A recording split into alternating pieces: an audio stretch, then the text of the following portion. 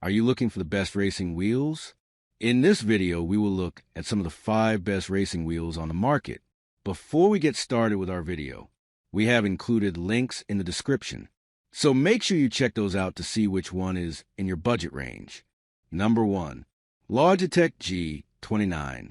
With the Thrustmaster T128 more expensive on PlayStation than the Xbox version, the Logitech G29 is a sound alternative choice in this scenario. After a decade on sale, the G29 might seem positively geriatric, but there are at least several good reasons you can still buy new G29s. They're robust, they're great bang for your buck, and they remain a very reliable place to start a sim racing journey. With a metal rim, wrapped and stitched, the G29 does immediately feel a little less toy-like than the T128 in the hands. The included 3-pedal set is also a class above, with metal pedals and a better overall feel. A rubber stopper mounted behind the brake pedal simulates the building hydraulic force of a brake pedal. The fact that you get a clutch pedal out of the box also means you don't also need to upgrade your pedals if you opt to add Logitech standalone shifter to your setup later on. Unfortunately, Logitech standalone shifter has a shorter throw than Thrustmaster's TH8S shifter, and it doesn't feel as good to use. The G29's core weakness, however, is that it does tend to make a bit of a racket at times, particularly when there's a lot of force feedback information being pumped into it. They definitely clunk and rattle quite a bit. Rally gamers, take heed. Why are we recommending the G29 over considerably newer G923? Well, number 2, Logitech G Pro Racing Wheel.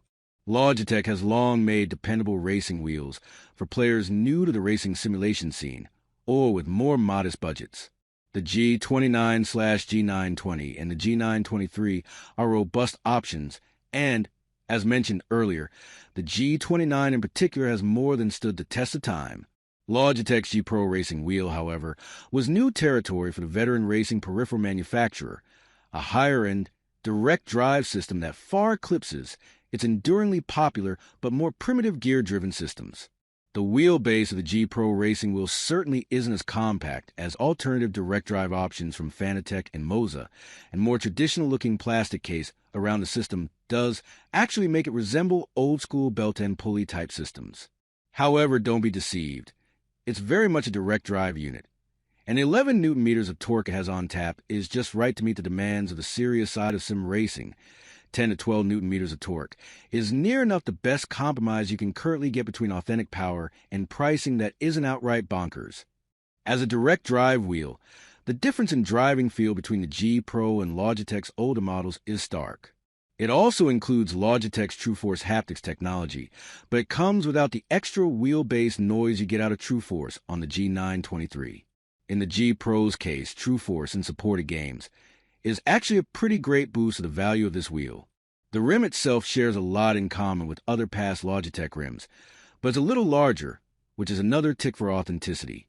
The pedals are strong, too, both figuratively and literally, as they're extremely adjustable and come with a 100 kilograms load cell brake. The brake can also be modified to be softer to simulate street cars or much firmer to replicate race cars. Number 3. Hory Mario Kart Racing Wheel Pro Deluxe. The Hory Mario Kart Racing Wheel Pro Deluxe is a low-end racing wheel that makes use of elastic resistance to add weight to the wheel as you turn. The effect is very toy-like, but may be sufficient for kids and beginners to have some fun once they get a feel for it, which can be a little tricky at first because it doesn't really feel anything like an actual steering wheel and it's easy to overcorrect. Reduce the rotation range if you find you're struggling to stay in a straight line. The pedal set is very small, but the fact that they're naturally analog makes the pedals a step up over the strictly digital triggers on Switch Joy-Con. The selection of serious racing games may be a little slim on Switch, but this is a highlight for stuff like the excellent Grid Autosport. Best Nintendo Switch Racing Wheel is an easy title to win in what's essentially a one-horse race, but to be fair, the Nintendo Switch is not really the console of choice for racing sim connoisseurs. Either way, if you absolutely must own a Nintendo Switch wheel, choose this one over the Hori Mario Kart Mini, which is a tiny 220 millimeters in diameter and only mounts via suction cups. Number 4. Thrustmaster T300 RS GT. Like the Logitech G29, The Thrustmaster T300 RS GT is another very old steering wheel that's still available new today. Indeed, it's been on sale since 2016, and the original non-Gran Turismo branded T300 RS was released in 2014. That's well before the release of Gran Turismo Sport, a game that has since come out and subsequently been delisted.